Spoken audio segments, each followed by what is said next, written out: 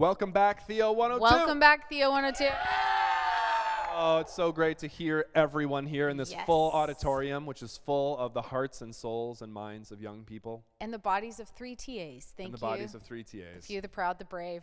Hey, we're going to continue talking about the forgiveness of sins today. Yes, that's something that we could talk about. Well, Christians probably need to always be talking and thinking about that, and we're going to do that some more today. I'm very excited about it. Yeah. Who will be talking about it, and in what format will they be talking about it? It's a surprise. Let's leave that to mystery. I mean, you'll find out soon enough. That's exactly right. Enjoy. Hey, Theo 102. Hello. What a strange view.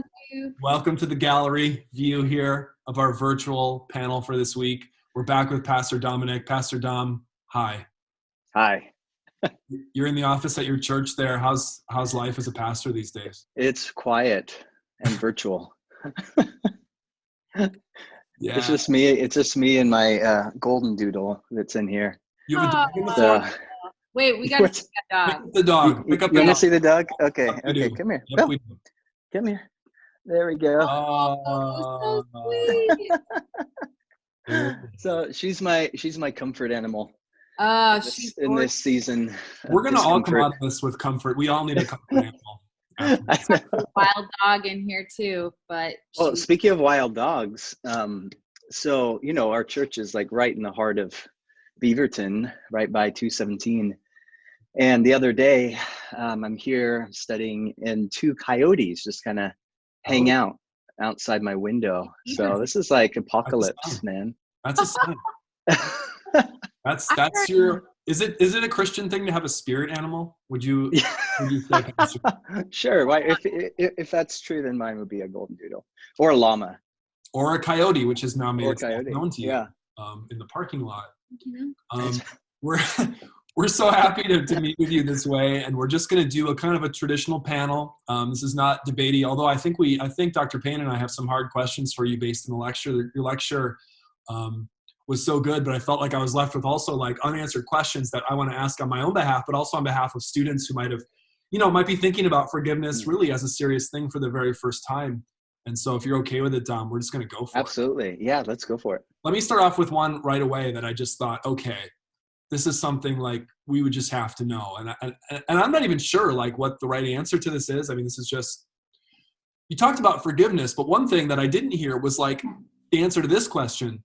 Are Christians supposed to believe that God has kind of like somehow through Jesus, whether it was at the exact moment of the crucifixion or whether it was just like through God's existence or what, are we supposed to think that God has already forgiven all of us, or that somehow that forgiveness took place at a particular time, A, and then B, do we have to like ask for it, or is it just like, is it already given to us, but then we also have to ask for it too? Or is it kind of like already given to us, but it would be nice for us to ask for it? Or like it's what God wants, but it's not necessary for us to be forgiven by God? What do you think about that? Yeah, that's a good question. I kind of think it's a mixture, honestly, because in Scripture, we do see that at the cross, there was a forgiveness of sin that took place. The book of Romans talks about this a ton. But then you also have that verse in 1 John where it says, if we confess our sin, he is faithful and just to forgive us of our sin and to cleanse us of all unrighteousness. And then you go to Revelation, a couple books later, and it says he was the lamb slain before the foundations of the earth. So it's this fascinating mixture of God forgiving us through his son at the moment of crucifixion that in some sense not only took place in time, but transcends time before the foundations of the earth. But there's also a responsibility that we play as well of receiving that gift of forgiveness and embracing what Jesus has done for us. I had a question related to that for you as a pastor, because I know that pastors wrestle with this question in ways that maybe people who aren't leading churches don't. And so I wanted to know, without sharing specifics that you shouldn't share, I want to know, like, what are tough cases of forgiveness that you've encountered? I really appreciated the beginning illustration in your lecture about, a car being keyed, which was, I don't want my car keyed, but I can imagine that they're like really big, profound kinds of sins against people that Yeah. you have managed. Can you talk a little bit about what that's like as a pastor? Yeah, I mean, it's kind of the world I live in, and anyone who's in ministry lives in. I think anyone who is in Christian leadership, I know you guys could share stories here too. And it's honestly like the most difficult part of the job is hearing the stories, but also the most redemptive as well when you see how God can heal. So one example would be, without using names, but there was a couple who was a part of our church when we had church. It's like a year ago, and they got a divorce, and her husband wasn't saved, and he was really wrestling through a number of things, and there were things that led up to the divorce, things that he had done that she had a very, very hard time forgiving, including, going out on her and just a lot of stuff, addictions in his own life. And anyway, they, long story short, got divorced, and he was so broken by this that he decided he was going to take his own life. And that night, he had a gun and held it up to his head and was about to pull the trigger, and just felt this kind of voice, spirit, I think, speaking to him saying, don't. But he pulled the trigger anyway, and the gun didn't go off. And at that point, it just, something in him broke. He fell down on his face and just started weeping and sobbing. And for the first time in his life, like, actually asked God for forgiveness, very specifically for what he had done. I think that's a big part of forgiveness. It's not just like blanket statements like, forgive me my sin, but it's like being real with God. And so he did that, and he became a Christian at that moment. And he ended up telling his ex-wife about it, and they started talking.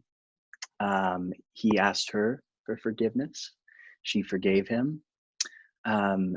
They then started dating again and ended up getting remarried. And their first Sunday back at church after this was our baptism Sunday. So once a month we do baptisms, and they were the first ones there in the water, getting baptized together, newly remarried, and celebrating forgiveness. So that would be like one example of like a couple who really went through stuff and hurt, was deeply hurt by the actions of the other, especially what he had done. And yet, there's that verse, I think in Galatians, it says love covers a multitude of sin. And so we saw that happen. And then just to see the redemption of that, the beauty of that at that moment of them being baptized together. It's one of the most beautiful things. Like, they were just around the room, just tears, those who knew their story. So yeah, you're right. Like in ministry, Christian leadership, we hear horrific things, painful things, and we walk with people through those stories. But then we also see the beauty of God's grace and what he can do in lives that are really hurt and broken, and how his grace can heal.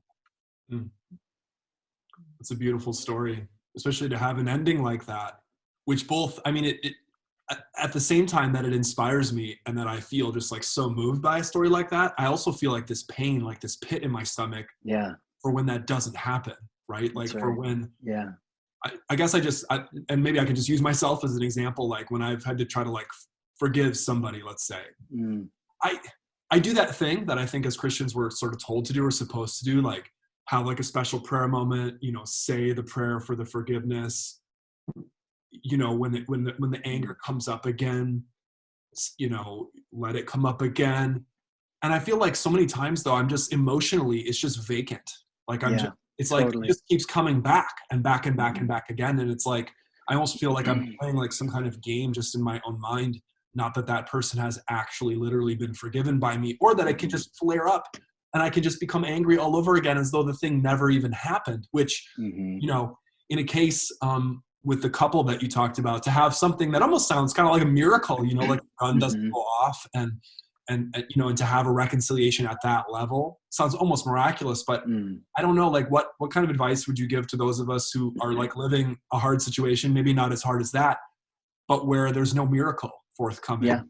Totally. Like, we're just like battling it, Yeah, I use that quote by Corrie ten Boom, which I think is one of the most beautiful poignant quotes when it comes to forgiveness and the reality of the struggle, the agony of forgiveness. Remember, she talked about how there's a church, and that church has a steeple and there's a bell. And if you're pulling on that rope, the bell's going to ring. The moment you let go of the rope, the bell's going to keep ringing. There's some momentum there, but eventually you give it enough time and that ringing will stop. And she uses that in terms of forgiveness, because she obviously had to walk through her own forgiveness story, having gone through the Holocaust and seeing horrific things in concentration camps, and herself, being a victim of many of the atrocities that were committed. But she describes how when you forgive, the pain's still going to be there. It's not like, oh, I forgive you and everything's wonderful. Like that story, where that couple got together and they're baptized and there's tears. It was beautiful, but I guarantee you there's still tears. I guarantee there's still arguments. I guarantee there's still pain and there's still trauma and things that they're working through. So forgiveness never is just like this one-off instantaneous moment. Now, maybe it could be in some stories, but by far the vast majority of forgiveness in my own life as well, it's that choosing to let go of the bell and dealing with the ringing that's still in my soul, the ringing of bitterness, the ringing of unforgiveness, the ringing of hurt, or how could this person do that to me? But in time, I do think there can be some healing that can happen. It's like gradually, imperceptibly, even that ringing of anger or grief or bitterness can begin to subside. I have one more question, a follow-up question about that, which is for the person who has been wronged. I think you did a great job of explaining the healing power of forgiveness in your own soul. And I know there's a lot of conversation in just the public square about the role of who says who needs to forgive. So I'm thinking of scenarios wherein there might be abuse, and in some Christian settings wherein people have put a lot of burden on the abused person to forgive. Can you talk a little bit from a pastoral perspective?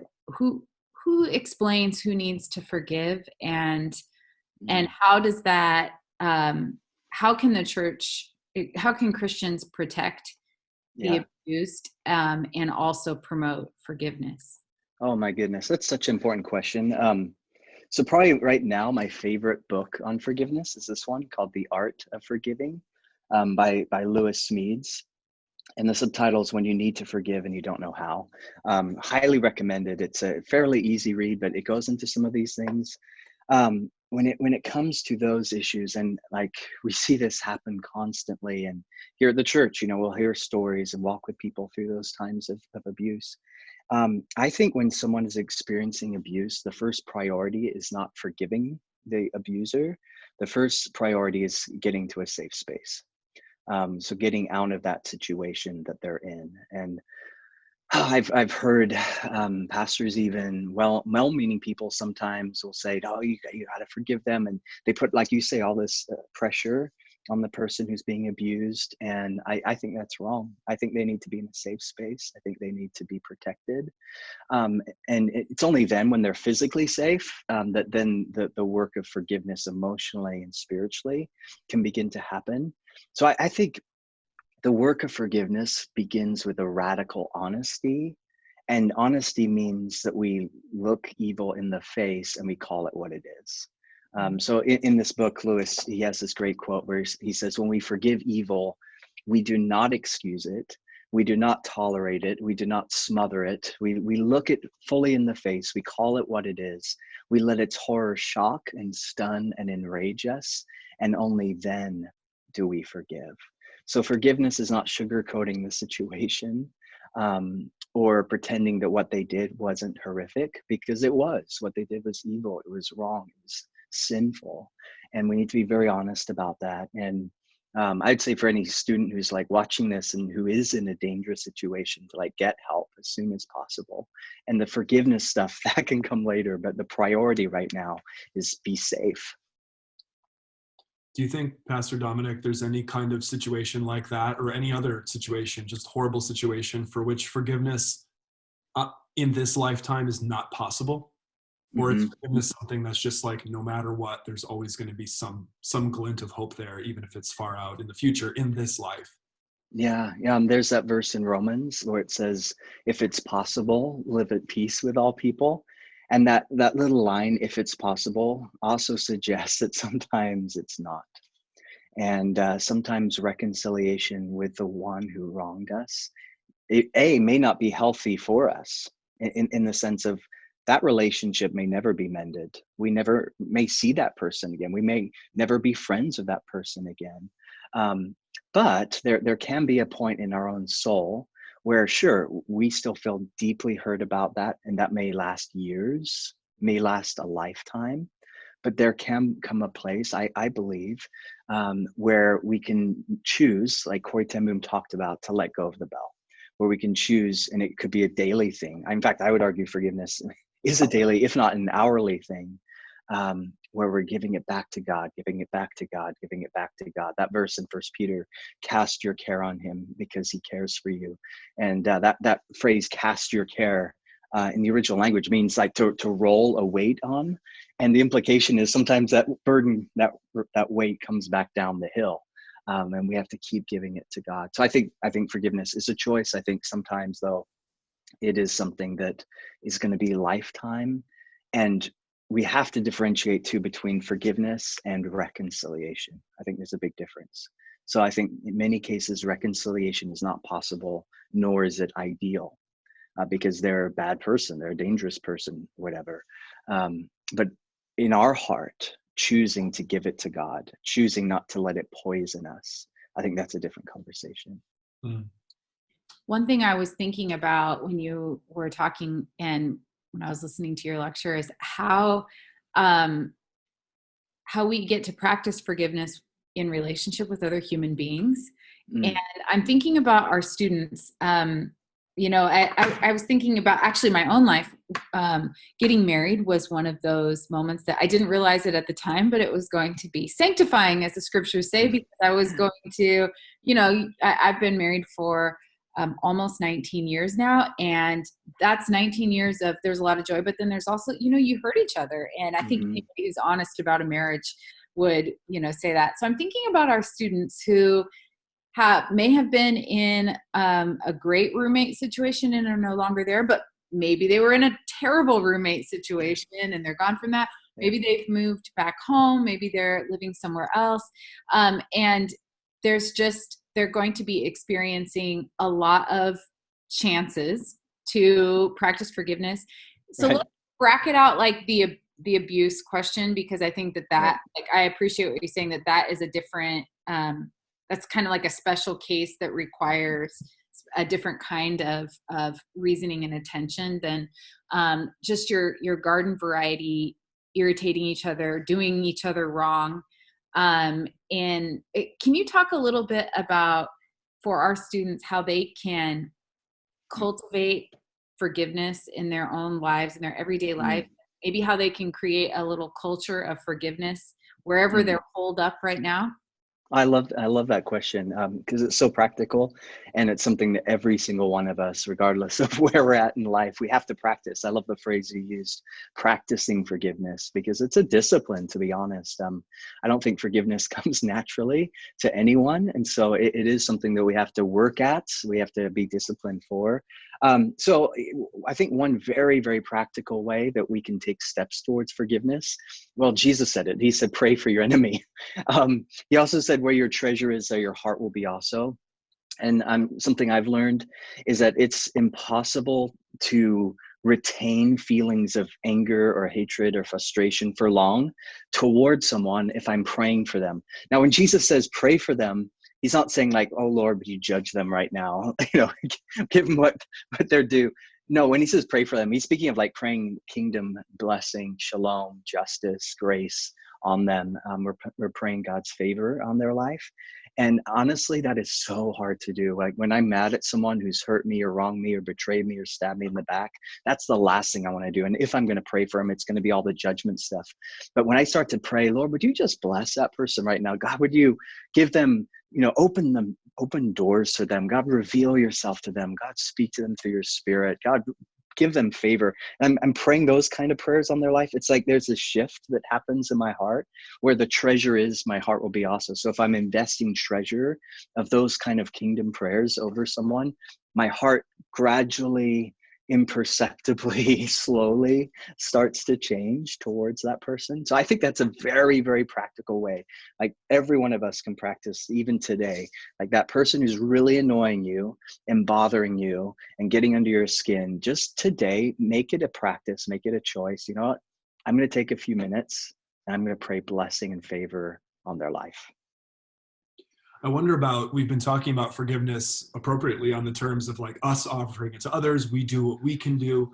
I wonder if we flipped it a little bit to scenarios where, maybe I need forgiveness in my life from somebody, but maybe like, what if I'm not getting it?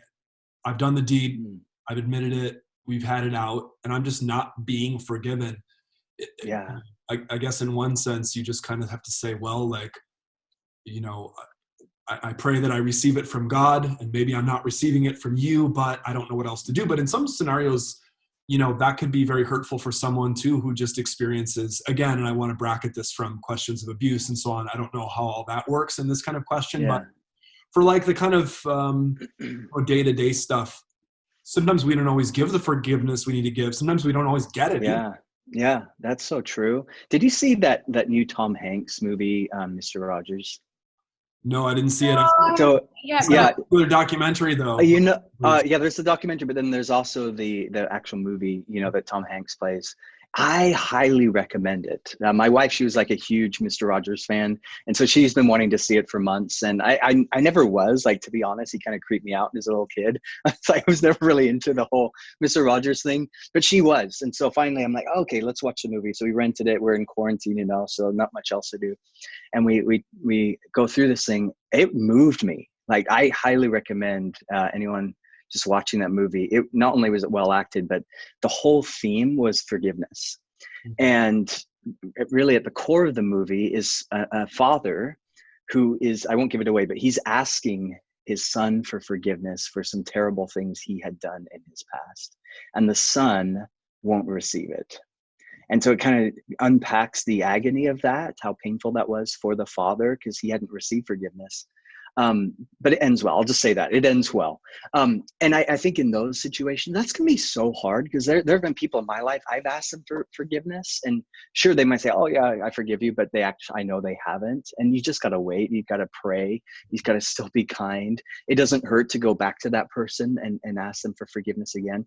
Here's a real practical thing. Sometimes just writing that person a letter makes a big difference. And not a text, not even a phone call, but actually like taking time, get a piece of paper and a pen and just write them out a letter and just say, here's how I was wrong. Can you forgive me? And you send that letter off, and it may take a few weeks, it may take a few months, it may take years, who knows? But there's something powerful, I think, about taking time to do that can help bring about forgiveness. But I recommend that movie. I think it answers that question in a beautiful way. So great. So we've been talking a little, mostly about person-to-person forgiveness. And I was thinking about the language of forgiveness in the Bible doesn't just apply to, person to person, but applies to big groups of people, maybe even, nations. What are your thoughts on how we forgive or practice forgiveness, accepting it or asking, for forgiveness in larger groups, maybe as a church, as a town, as a nation? Yeah, that's a loaded question.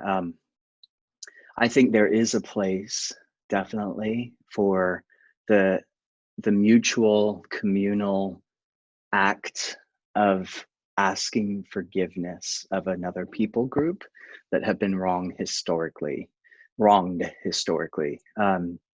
So one example, where nations collectively, led by the government or whatever, have gone to the Jewish people and asked for forgiveness for the wrongs that were done in World War II, or where the Pope has asked for forgiveness of those who have been abused, or again, the Jewish people come to mind. So I do think there absolutely is a role in that, for that. I think there's a healing that can take place when one people group, even if it was their ancestors, even if it was great grandpa that did something bad and we're pretty distant from that, but connected to it in some, deep way, I think that can open the door for healing and reconciliation. Yeah, something like that, it seems, might even involve something that's a little counterintuitive, like to a contemporary Western American type person, maybe like me, where it's like, I only want to be responsible for exactly things that I did. Yeah. I was to be part of a forgiveness like that, receiving Yeah. or offering it. It's almost like you'd have to take on a responsibility that's bigger than just your own single self, right? I mean, isn't that what Jesus did, on the cross? He took upon himself a sin that wasn't his, generations of sin that wasn't his. And there's hints of that even in the book of Exodus, where there's a line that makes a lot of people uncomfortable, understandably, where God is telling Moses his name, Exodus 32 or 34. And, he says, I'm compassionate and I'm gracious and full of chesed and mercy and all these beautiful words. But then he says, by no means forgiving the sin to the father's generation. And there's this implication there that when a person sins, it actually is generational in a sense. Like there is kind of this collective guilt that happens as years go on. And there is a need, I think, in cases to like say, you know what, this was the sin of my father and his father, my mother and her mother. And I can see it being passed on from generation to generation. But I'm going to be the one to not only forgive, but also call that out, because forgiveness is partially that too, being honest. And I want to be the generation that puts an end to it. So my dad was an alcoholic. And man, just to see the effects of that, on our family when I was growing up in middle school, like it was horrific. It was horrible. But by God's grace, it's like, okay, in this generation now, as I'm a dad now, we've put an end to that. We've called that out. And I think where sin loves to flourish is when it's passed on from generation to generation. And I think it takes a great deal of, like you said, Leah, just maturity and wisdom for a people group or an individual or a family to be honest about what's happened in the past, but also cast vision of redemption and hope and flourishing for the future. So I have a question about forgiveness that is related to just how we think about our current popular culture. So I'm thinking about the phrase cancel culture, which is basically, I'm sure the young ones know, but basically the idea, if you make a misstep in a public way, especially a public way, then you can be canceled forever. You are no longer I guess you're no longer able to have like the platform or dignity that you had, prior to that mistake. And so then there's all these kinds of arguments about who gets canceled and forever and who doesn't, who needs to be kind of like slapped on the wrist and just set outside of the community for a while. Right. So all that to me is like, it's not a very forgiving conversation. Right. How do you, as a pastor, how do you talk about forgiveness in a time when it doesn't seem very popular to forgive? Yeah, I know. It's really fascinating because kind of in this post-Christian era in which we live, where we've abandoned, in many senses, Christian values, there's some that we've held on to. One being justice, the deep desire for justice. But what that has done is it's kind of outweighing forgiveness and grace. And yet what you see in scripture is that justice and grace, justice and love kind of live in this tension, right? You see both at the cross, the justice of God, the love of God, their intention. And in this era in which we've lived, we've kind of abandoned the grace and we've held on to the justice. So it's all about, man, we need to call out that person. We need to cancel that person. We need justice in this area, but it's not being counterbalanced with grace. And I think that's the great tragedy. Now, sure, are there some cases where people need to be canceled? Okay, yeah, let's have those conversations. Let's be honest and real and speak the truth in love. But Jesus' culture, the culture that he had, was truth and love. He wasn't afraid to call out the Pharisees and cancel them when he had to. He called them a brood of vipers. Like, he was pretty honest with them. But his version of cancel culture was canceling our sin on the cross and forgiveness. And I mean, let's face it, there's no person alive that by the new metric of justice wouldn't be canceled today, because we've all sinned, we've all messed up.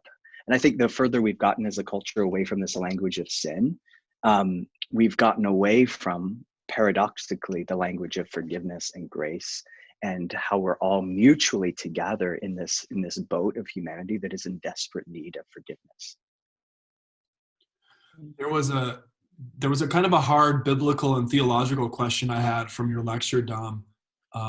You started off the lecture with this harrowing parable that Jesus tells, right, about the guy who's forgiven this huge debt, but then who refuses to forgive another person a very small debt. And you bring it up again later in the lecture too. The question that came out of this, and maybe you did answer it during the lecture, but you could amplify, or if you didn't, I think now is a good time to be put on the spot. That story seems to suggest pretty clearly that God is not going to forgive you if you don't forgive others. In fact, your behavior is in fact going to constrain God's own behavior as far as forgiveness is concerned. Do you think there's something like that literally? Oh my goodness. To be honest, Brian, I don't know the answer to that.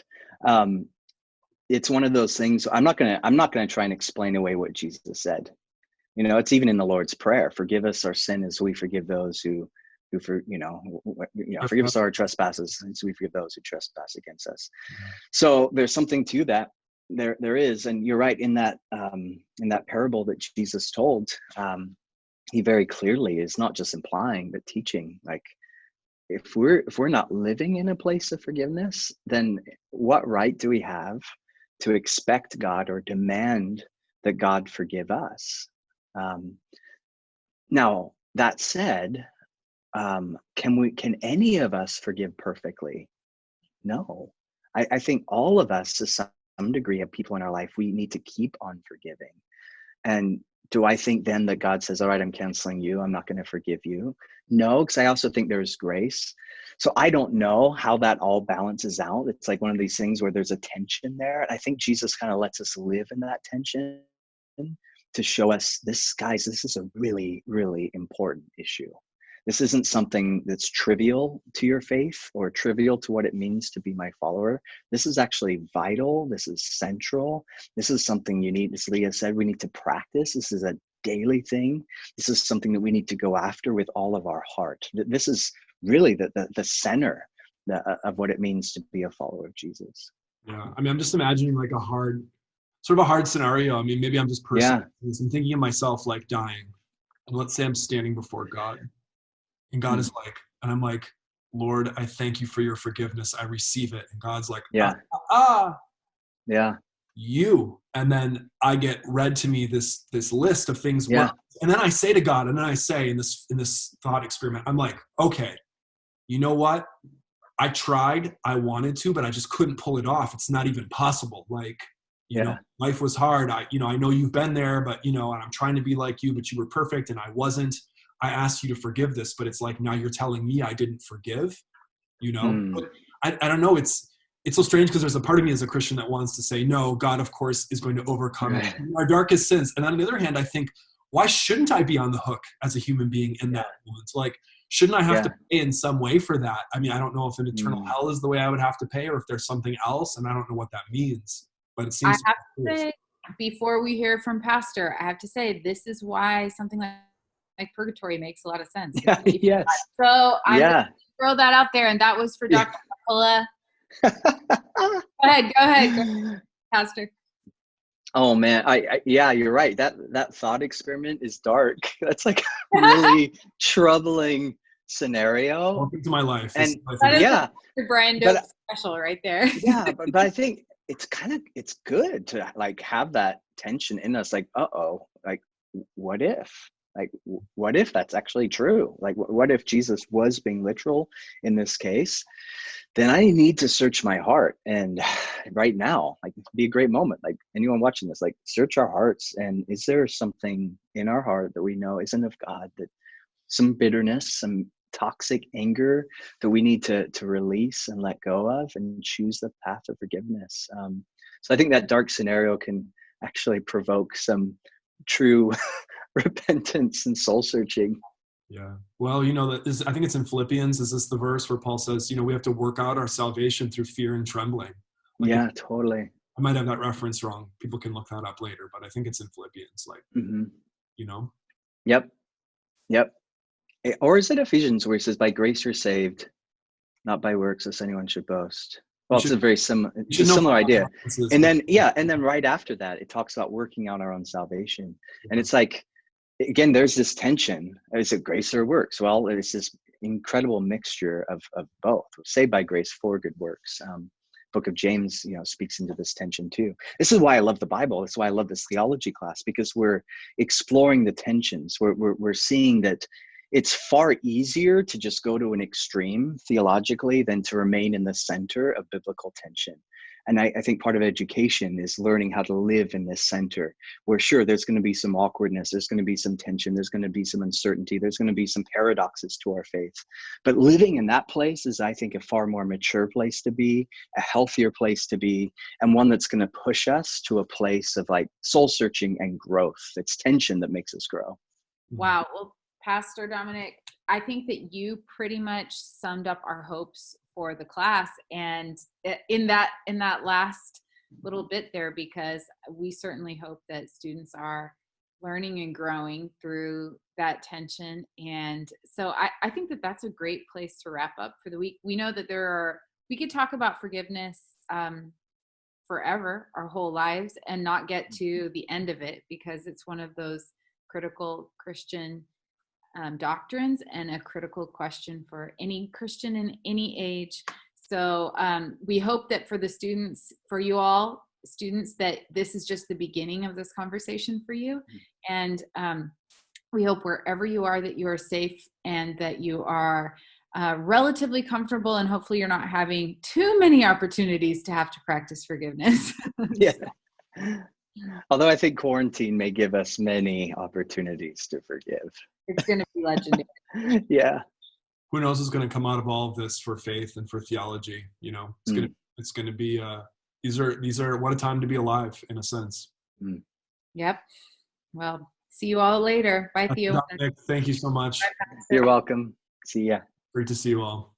Bye-bye. Bye. Wow. I think I learned some new things there. Yeah, I'm gonna continue thinking and forgiving. That's right. And thinking about what's forgivable and what's not. And asking for forgiveness. And asking for forgiveness. That's Students, right. It's that special time. Go to the website, log into Foxtail, do your reaction paper quiz.